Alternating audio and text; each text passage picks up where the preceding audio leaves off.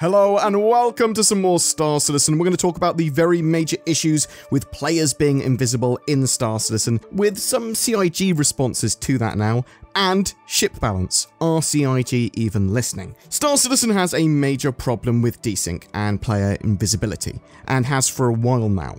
More recently, this was very obvious when Cloud Imperium ran the Jump Down dynamic event, which tasks players to hold a structure where two dispensers keep on producing valuable goods, and you take those goods back to your ship. There's lots of player conflict, pew pew pew pew pew.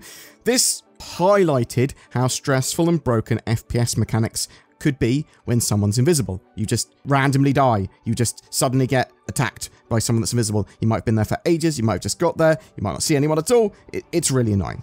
But this has happened for ages, and it's not just players and people running around, it's also ships, and not just random players, it can be your party members as well. It's a known problem, it's happened for a while, it's just exacerbated and more obvious during certain times. Cloud Imperium need to fix this, as it ruins the game, and it feels on some level Star Citizen is almost in a fantastic place. There are some things that almost work really well, like these dynamic events, if you didn't have invisible players, if you didn't have some of these problems. But this kind of bug, it smashes you back down to the cold alpha reality that the game is. There's lots of other voices in the conversation as well. Some people argue that players are purposefully becoming invisible and exploiting it, or at least some are. It certainly happened to me where my teammates have suddenly turned invisible, or party members have suddenly turned invisible. Other people say they're not affected by it at all, or the game's alpha, so they expect this sort of stuff. It's just really annoying that sometimes you don't even know if this has happened to you, because there's no death cams in Star Citizen, right? So it might have been someone hiding or right behind you or got the drop on you. However, there was a Spectrum thread. What's going on with player invisibility? The original poster said, "Hello fine folks at CIG. The question is in the title. While this bug has been around for ages at this point, the combat surrounding Ghost Hollow, a PvP more FPS focused location, has made it more prominent than ever, giving reasons for a public inquiry as to what's occurring behind the scenes to diagnose and mend the issue. There's a relevant issue council report with over 465 contributions and 753 upvotes as of the 31st of July. This issue is one of the largest, if not the largest, plaguing the PvP combat in the game currently. Given that the fix for the issue relies on the invisible party to relog, there has been a rise in players unknowingly, best case scenario, purposefully, worst case scenario, using this bug for a combat advantage. Any update on the progress of diagnosing, reproducing, and mending this issue would be greatly appreciated, as the issue council lacks any correspondence by CIG regarding this issue." Bearded CIG responded to this. Rather than it being one bug, there's a combination of invisibility issues. Some of them were fixed, but the remaining ones have been difficult to track down. Initially, the debugging needed to investigate this issue was pretty complex, and I was helping out with gathering that information.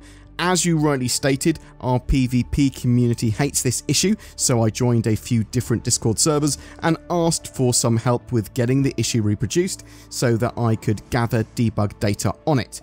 This process helped with two things. One, the developers improved the debug commands used to gather information on this in such a way that it no longer needed someone with admin permissions to easily gather the data, thus allowing QA to get the developers the information they needed. Two, it helps us discover that there were multiple invisibility issues. The current state of things is that we need to see if the issue is still happening in 3.20, as there have been a number of changes to the code related to what might be causing the issue. If we end up continuing to see invisible characters, we'll start gathering debug information again and iterating on tools we're using to do that until developers can find a fix for the issue or issues. So yeah, there's a potential ray of hope then for Alpha 3.20 resolving some of these issues. However, it's also possible the issue will still persist.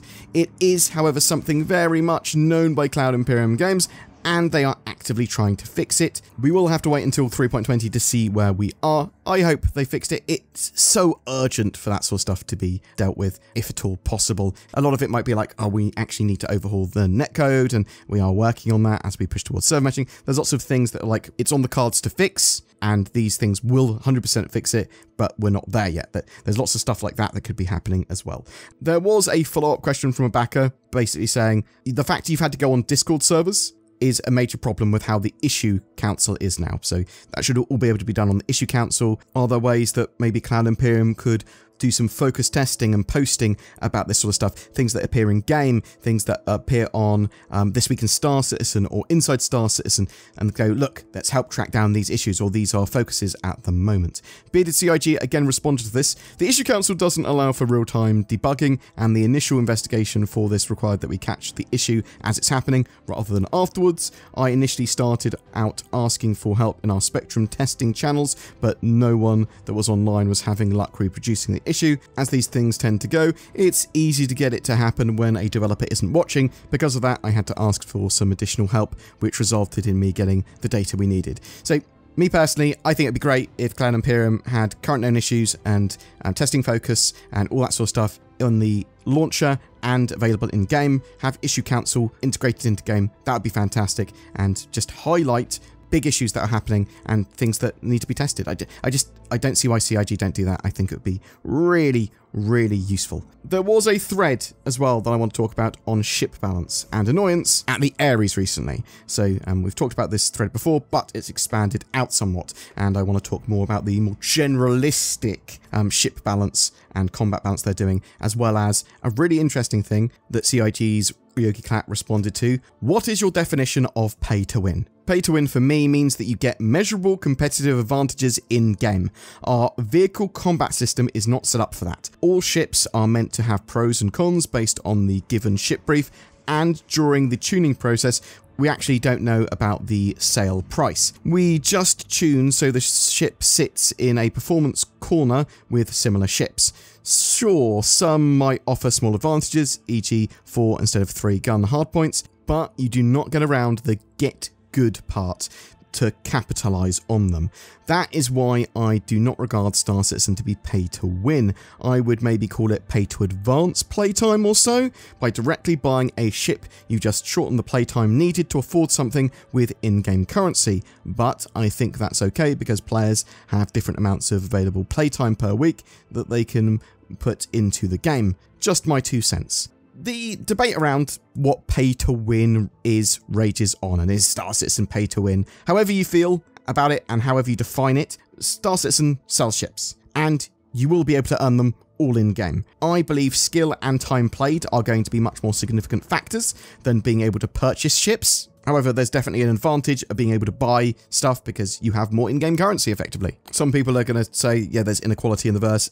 NPCs have better ships than you. Star Citizen's going to be more about being a story generator, and if you are good at reading data and all that sort of stuff, well, you'll know when you're engaging, where you're engaging, and how to escape. You'll be able to choose a lot of your encounters, but if you're being a pirate, a lot of them, maybe you won't be able to choose. Star Citizen's monetization model is the reason it exists at all, and at the scale that it exists at, but it's also the reason it's got such a long development cycle. Anyway, moving into questions on ship and combat balance that were in the same thread. Are you listening to the community or sticking too strictly to an idea that doesn't seem to be panning out? Was one of the questions that was asked. EVOCATI again responded, we always listen to feedback. We have a whole team, Bayo's player experience team, for that, which generates recommendations based on written feedback and issue councils, and checks back to see if feedback is actually visible in the game data itself.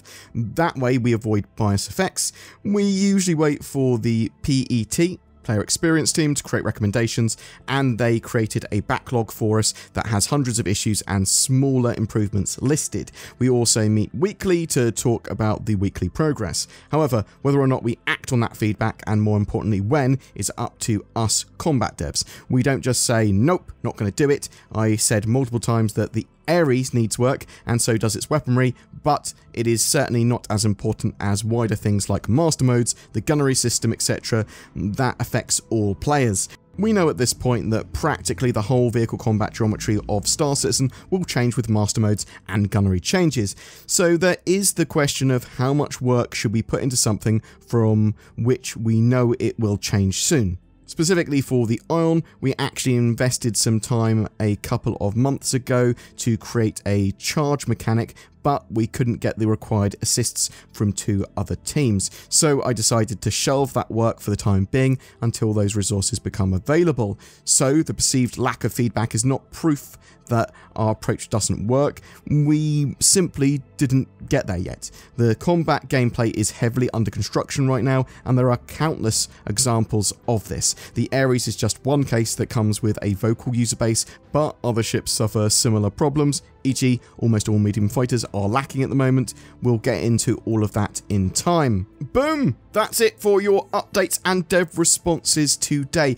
I am really interested to know what you think on that. Do you think CIG listen and that balance is really hard, especially in a game that's in alpha and obviously with only some of the gameplay mechanics in there, a lot of the core systems constantly changing? What are CIG to do? Are they doing a good job? Is it something that will just get fixed over time, something they can't necessarily address now particularly well? Do you think the ship balance is relatively fine at the moment, or do you feel that loads of ships are kind of sold in a way and then change really heavily from that role, and it feels like you've been missold a ship?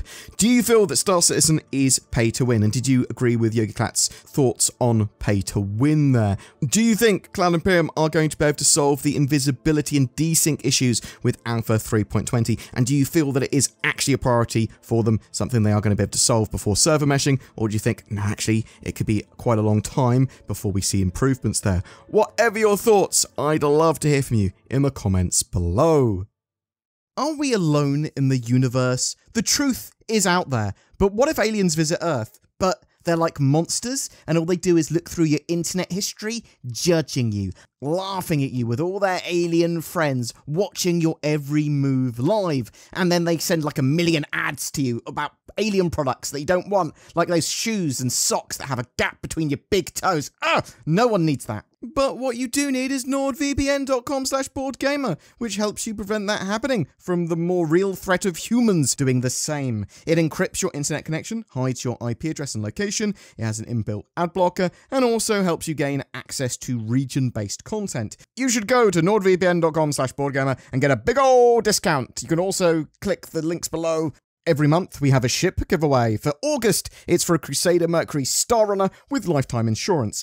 This medium-sized, well-armed cargo and data hauler is great for trying out a huge range of what Star Citizen has to offer, a perfect mission runner ship. To be in for a chance of winning, just comment on any of my videos made during the month. More details in the description below. There are some amazing people that help support the channel by clicking on the join button under my videos and becoming a channel member or becoming a Patreon with the links below. That helps keep the channel going and producing daily content. Please consider joining their ranks, but commenting, liking, subscribing, that all massively helps too. Thanks for watching to the end, and I'll see you in the verse.